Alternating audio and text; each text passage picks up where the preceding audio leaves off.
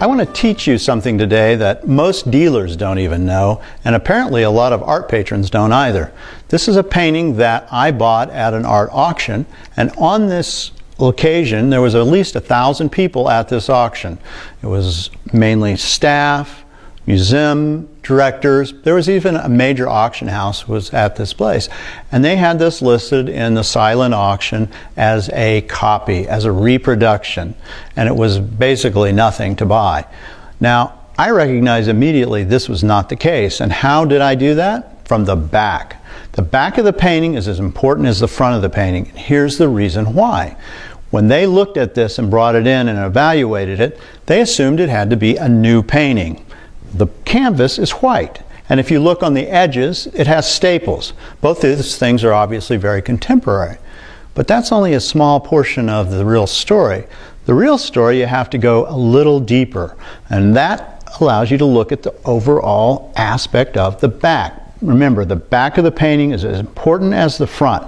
So one of the things you'll notice is the color of the wood. This color is very dark brown. It was oxidized over many, many years. In fact, this painter, his name is W. Bryan, died in 1920. So this painting has to be at least 100 years old. You'll notice the keys are very dark. These are early keys.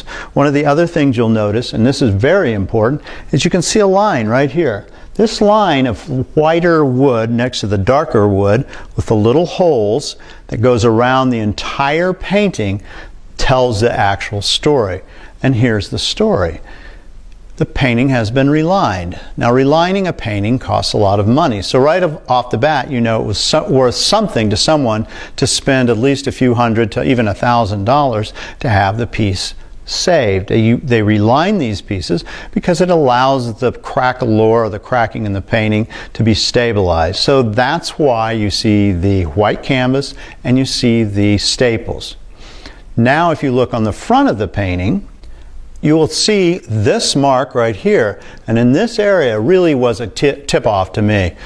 That's a concussion mark, and somewhere along the line it had gotten hit. And you can see the little circular, round type crack-a-lure. This is probably one of the reasons that they wanted to line the painting. Also, you can see this is an older frame. It's an okay frame, but you can tell it's gelded and it's hand carved. And if you look at the painting, you can see that it has texture, and not texture like you would see in a print or giclée. You actually have texture. Now, when I went to look at this painting and it's on the easel marked as a giclée reproduction, I immediately went to the back of the painting to see what was going on, because it looked perfectly fine to me, and then that's when the story revealed itself. It was obvious